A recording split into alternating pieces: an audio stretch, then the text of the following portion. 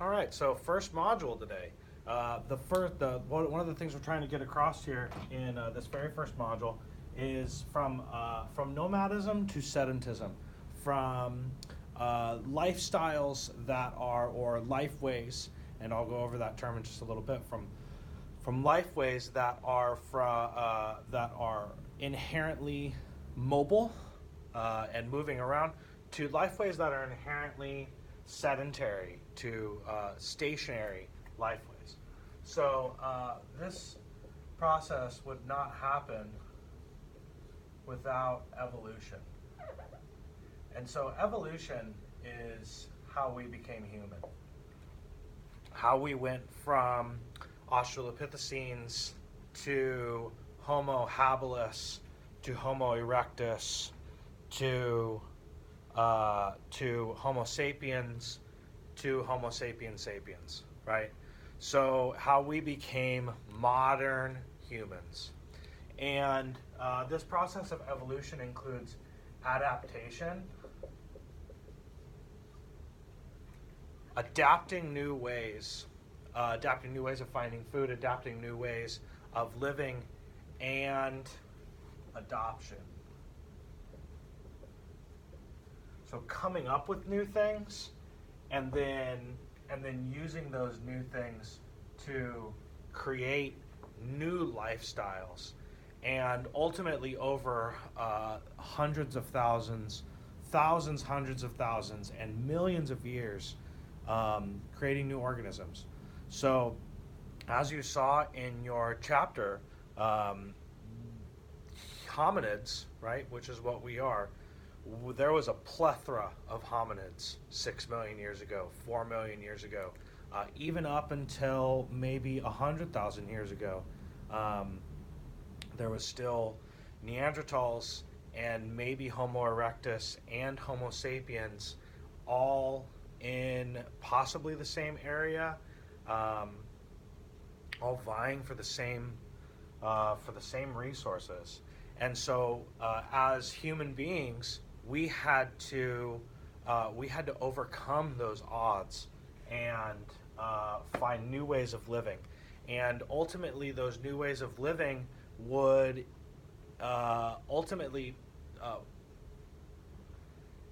some would say, would kill off the other forms of hominids, or perhaps as climate changed, as the environment changed, we as human beings were just able to overcome those through adaptation and adoption, and other forms of hominids were not able to overcome them, and then they went extinct. So, although, as I will go over, maybe not as extinct as some would say. So, one of the really important things about this is the out of Africa hypothesis. So as the chapter in Worlds Together, Worlds Apart begins here, the beginning of the book is that there are some, how should I put this lightly, maybe racially charged versions, interpretations of how people became people, and why there might be different races. If you go into any modern anthropology class, any anthropologist would tell you races don't exist. There are no races. There are perhaps different ethnicities, but there's only one race. And as you all know, that's the human race. So this idea, this racially charged idea that only certain peoples came from are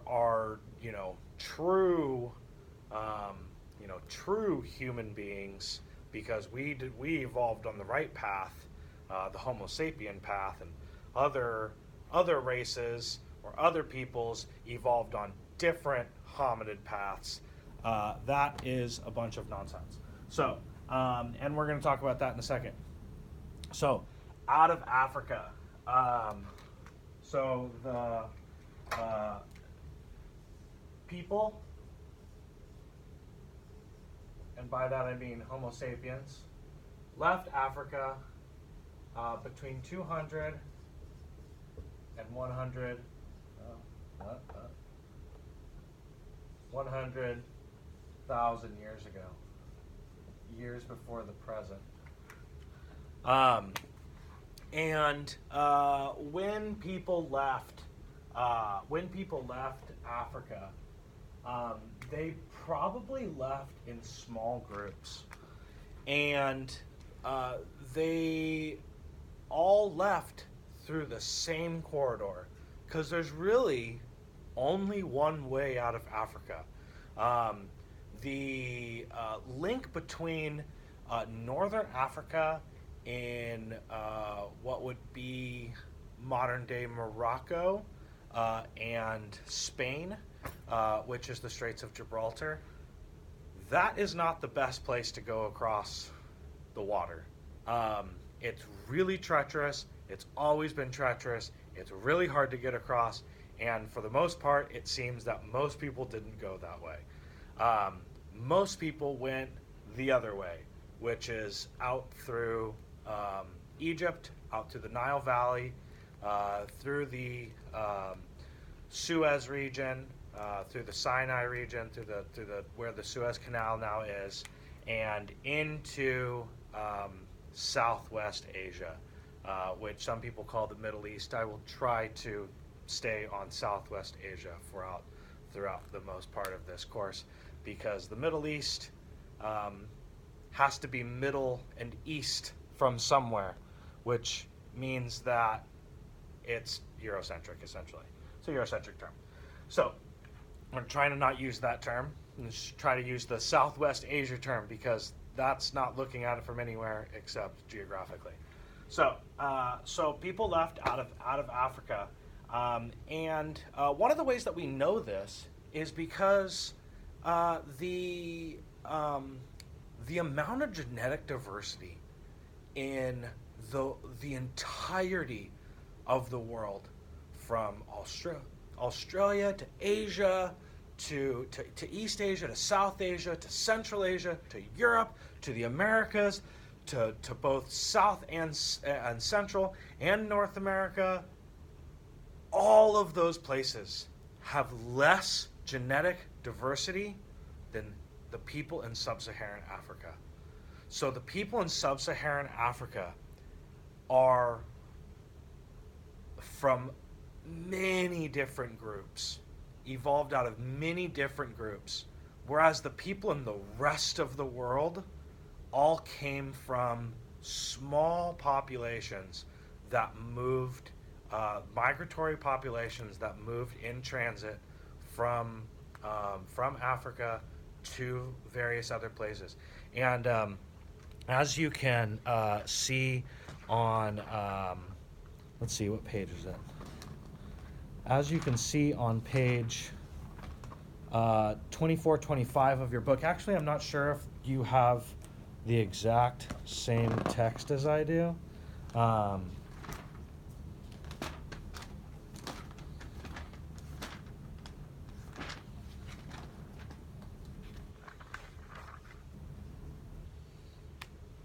So page 16, 17 of your book. This, if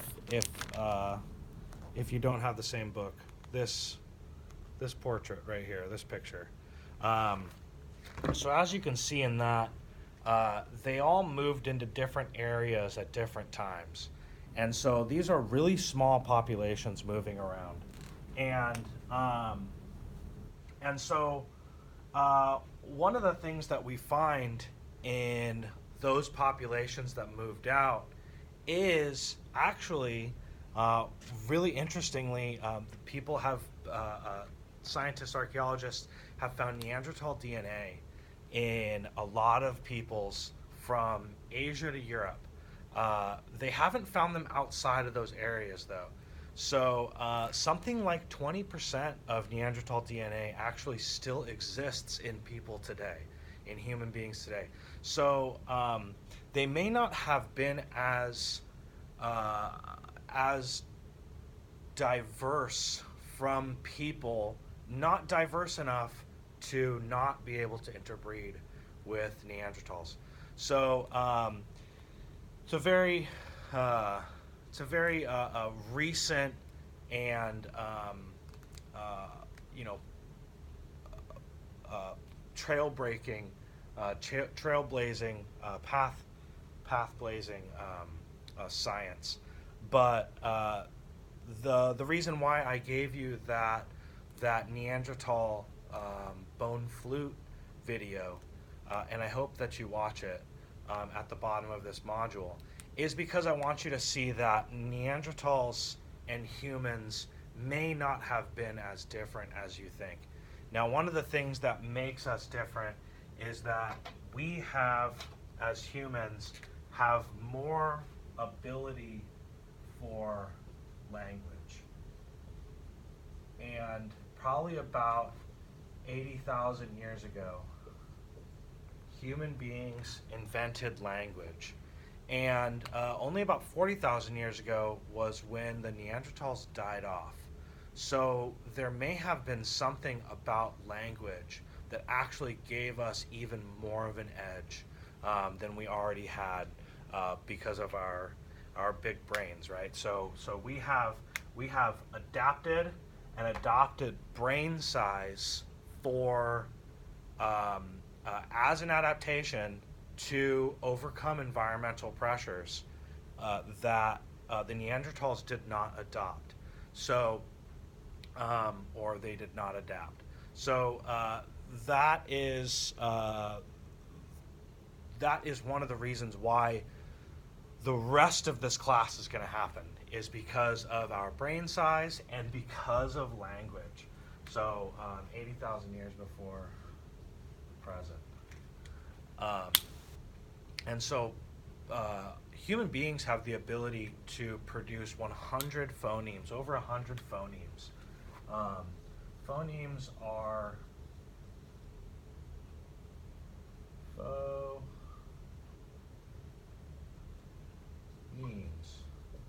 I'll get it. Phonemes are one of those are individual sounds that a human being can make with their mouth. And generally, most languages have about 40 to 50, sometimes 60 in each language. So not every single language has all 100, which is why sometimes when you go to really diverse parts of the world, you hear certain phonemes that are not common to English or Latinate languages like Spanish, French, Italian, Romanian, there's one that I'm missing, but Portuguese. They're not common to those, which is probably the ones that we're all that we're most familiar with. So in these language families, which adopt certain phonemes, are the way that people communicate with each other. And this type of communication has led to more and more increasing levels of complexity over time. And so in the beginning, when language was first invented by people, or first adopted by people, it was probably for to talk about food, because food is how we live, right? Food, and so this is what contributes to what most sociologists, anthropologists, archaeologists, and I'm sure some other disciplines call foodways. And foodways are exactly how it sounds, right? It's ways of gathering food. So it's an individual culture's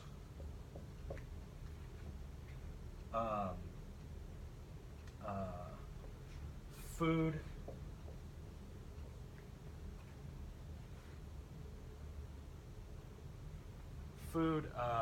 gathering practices.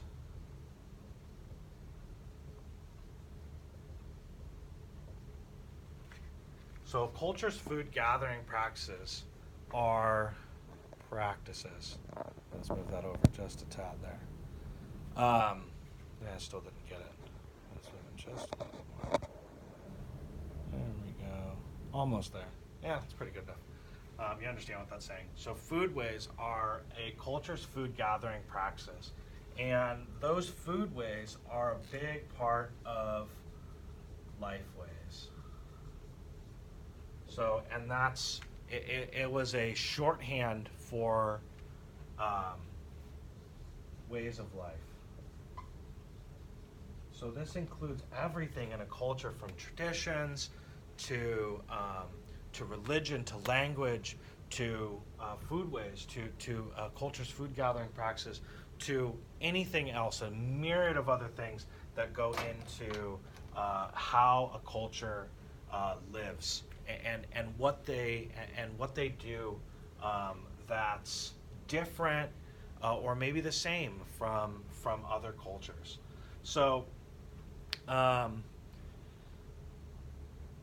as we go through this, as we go through these various forms of lifeways, you're going to see different aspects of those lifeways throughout the world that contribute to what makes a culture, right? And so the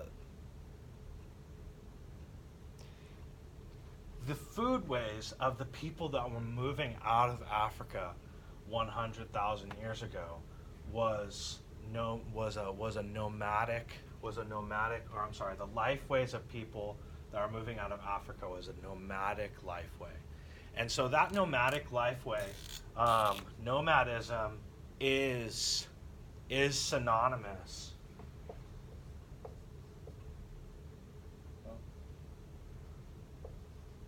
Nomadism is synonymous with foraging. And so foraging practices are what we would call hunter-gatherer societies. And that's exactly like it sounds. It was aptly named by anthropologists. So people that hunt and hunt big game, small game, and fish, right? And they gather berries, they gather fruits, they gather roots, other vegetables, and nuts. And so all these different gathering practices and hunting practices go into what we call foraging. And as we start moving to sedentary lifeways, all of those things get reconfigured. We adopt new practices, and they get reconfigured to the domestication of animals and plants. And as we start domesticating animals and plants, we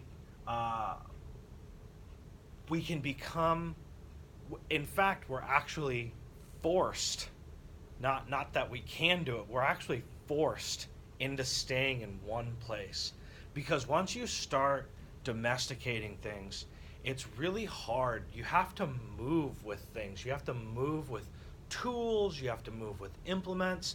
You have to move with cattle or herds of animals. You have to move with seeds that you're going to replant. And you can't do that. It's virtually impossible as a group of people 10,000 years ago trying to move with all of these things. And so as human beings start moving into that lifestyle, they're increasingly, the process of agriculturalism actually is like a spiral. So you start adapting and adopting into these agricultural methods and these herding methods, animal herding methods, and you end up just spiraling into it as a culture because you can't continue to move with all that stuff. So so let's back up just a little bit. So as we move out of Africa and we move into all these various parts of the world, one of the places. So one of the things I wanted to talk about, which your book neglects to talk about, or maybe not neglects, maybe purposefully doesn't talk about, because it's not really, the science is still really contested. But when did people get to America? And so, because that's, or to the Americas, right? So that's one of the things that is so important to us, because we are in America. We're in North America. So that's something that we should all be not concerned about, but maybe at least interested in, right? And so your book says that people got to America between, so let's put arrival in the Americas between, I think they have 18, is it 18,000? Yeah, 18,000 and 11,000 years before the present. And so that becomes kind of problematic when you start looking at the archaeological sites that are the oldest sites in America. So the oldest site in North America is Cactus Hill in Virginia. And Cactus Hill is possibly 20,000 years old. So that doesn't make sense. How is it that your book says 18,000 years ago, and Cactus Hill may have been up to 20,000? And then the oldest site in South America is Monte Verde.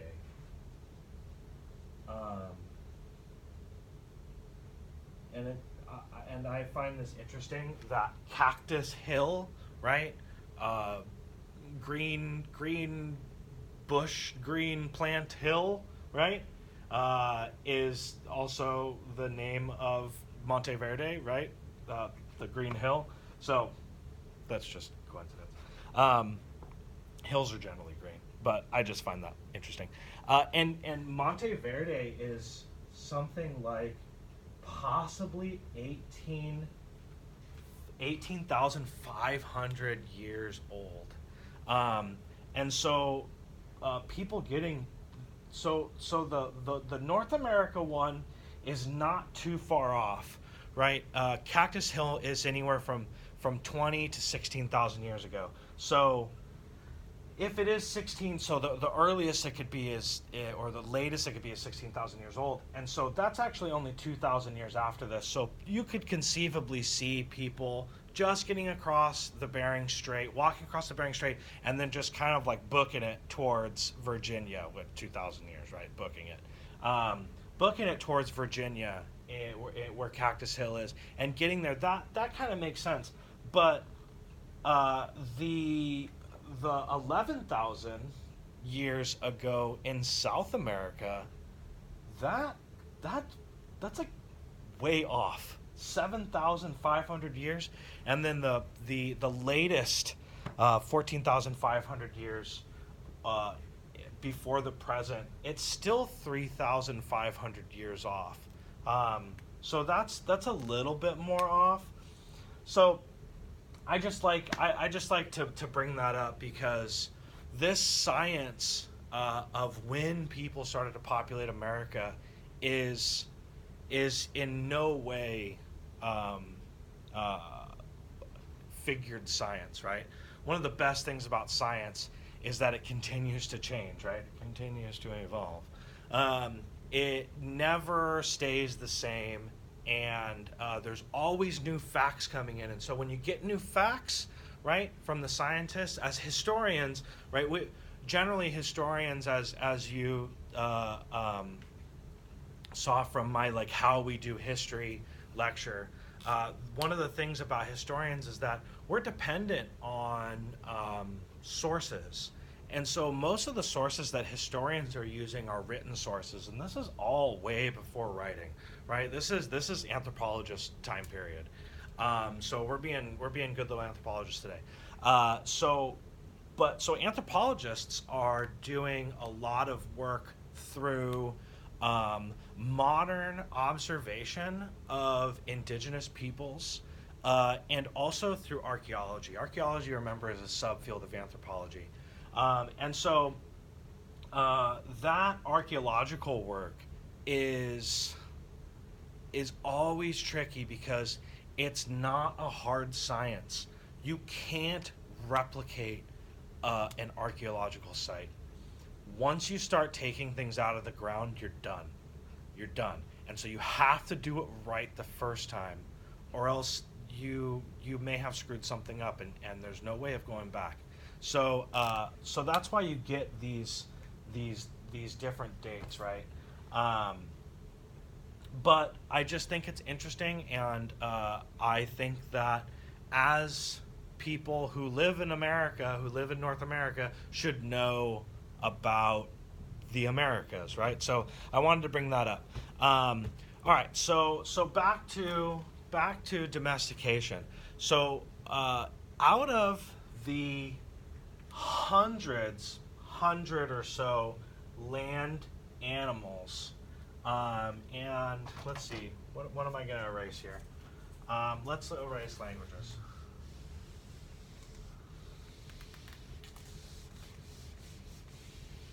So out of the 100 or so animals, and I'm going to go back to purple so that we're still in foodways. There are only 14 domesticated.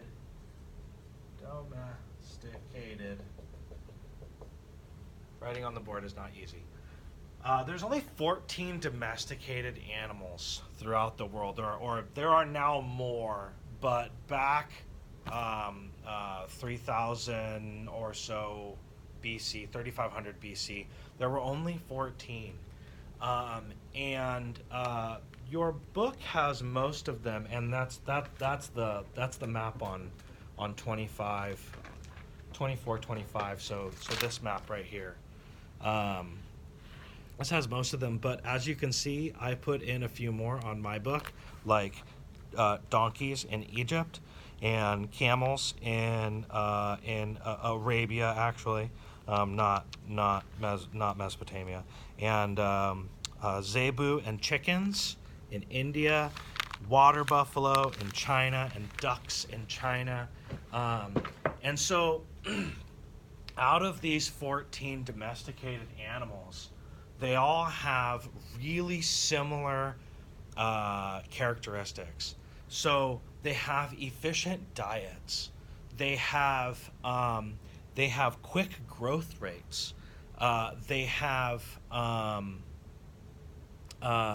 good dispositions for being in captivity, and they don't scare easily, and they're also social animals. They have to be herding animals, and the reason why they have to be herding animals is because that's what people are going to do to them, right? That's what people are going to do. They're going to herd them. And so in herding them, right, they need to be acceptable to that life, that lifestyle that people are going, that life way, that animal life way, that people are going to put them into. And so as we go, and so there's also only about 100 domesticated, maybe let's do 100 plus.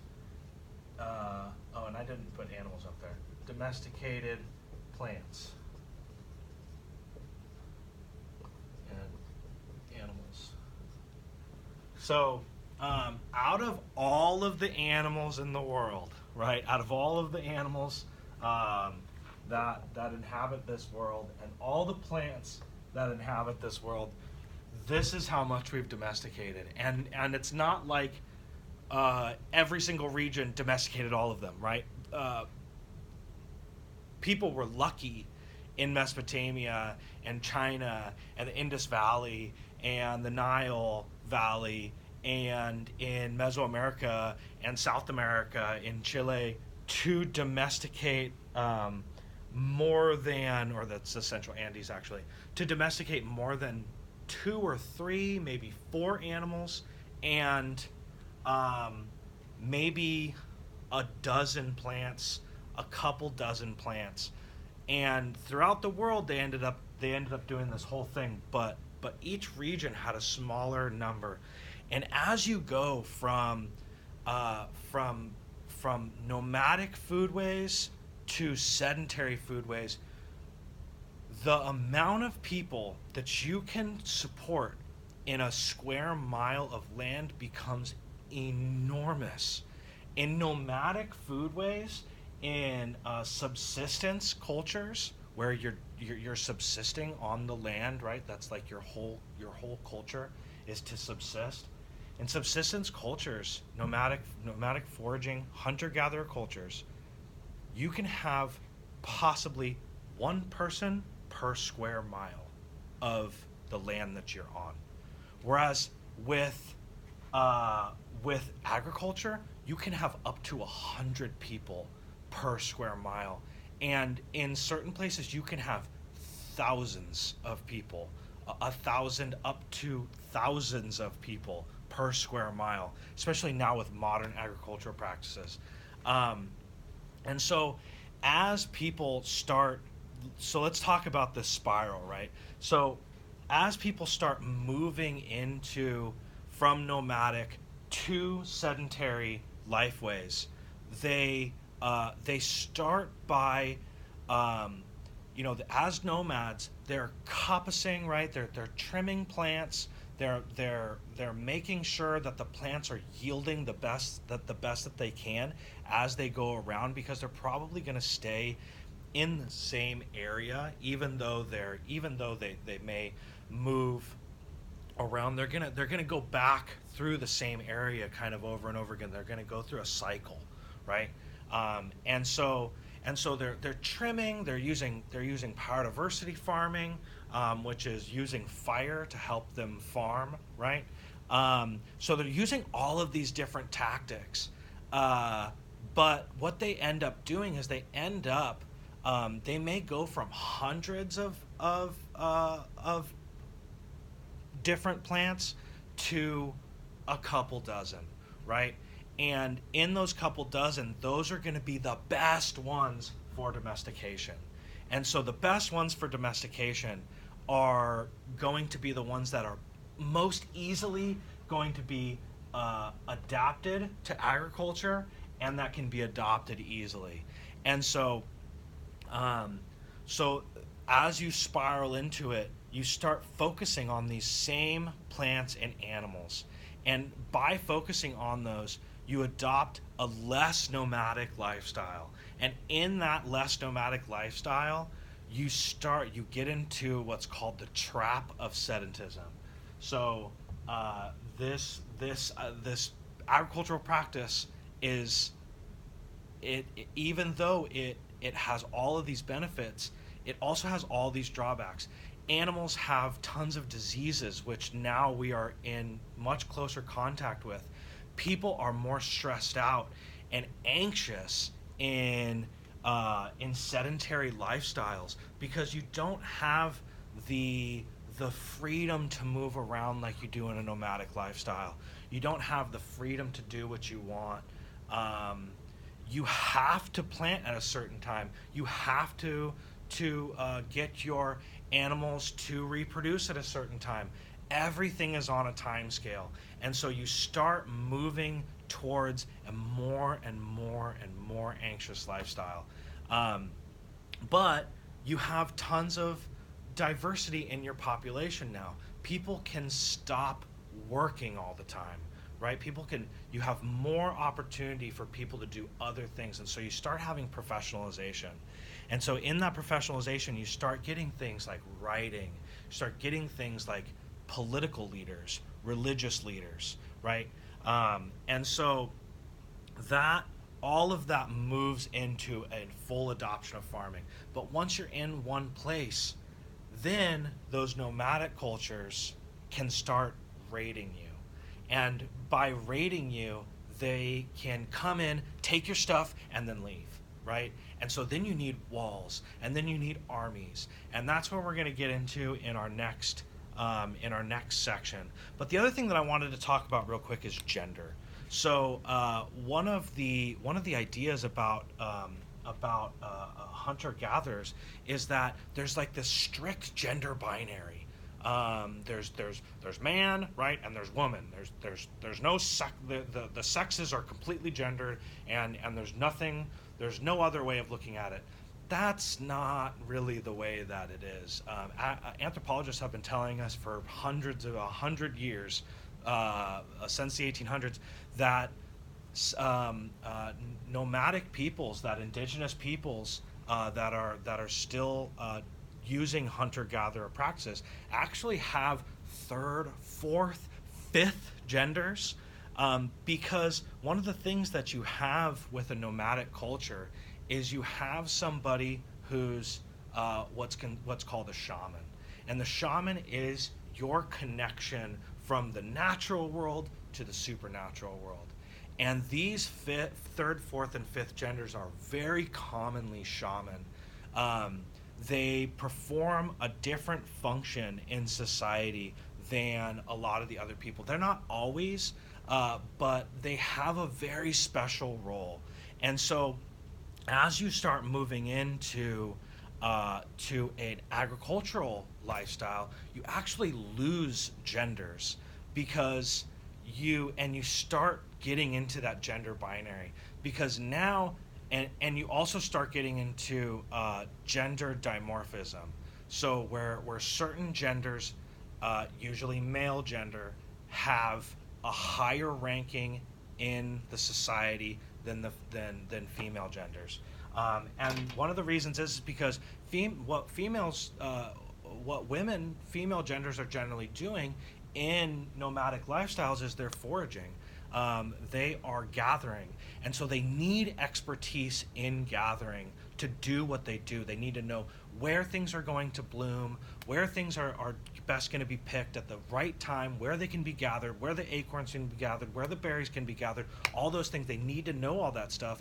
And so they have a stronger connection to an expertise that they actually lose when you move to agriculture. And by losing that, their status in society actually goes down. And so they become more and more used as just hard labor.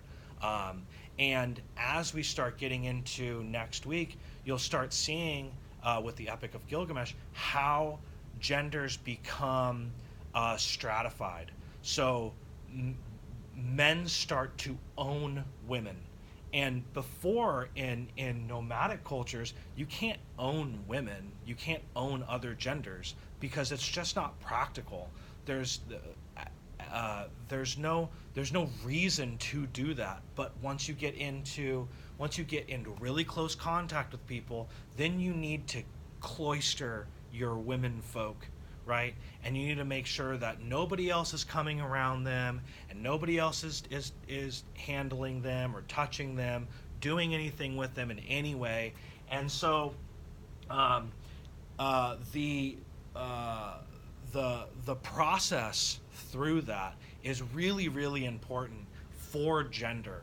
And the process of going to agriculture is really important for gender. There's also an idea that language itself, especially writing language, is gendered, because it's you don't have women doing languages, especially writing scribal work, like you do men.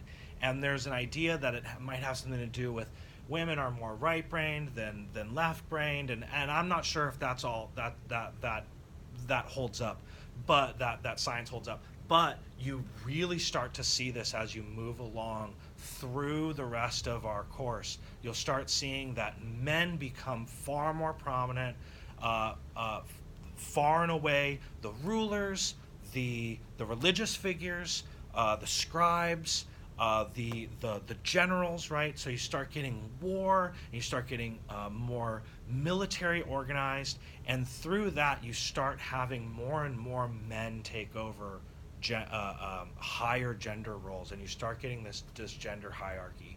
So that's one of the things that I want you to understand when you're reading this material for the next 16 weeks or so, is thinking about how gender is playing out in this process of agriculture and civilization. So so that's from nomadism to sedentism, and we will move along to our next lecture in the next module. So I will see you then. All right, bye.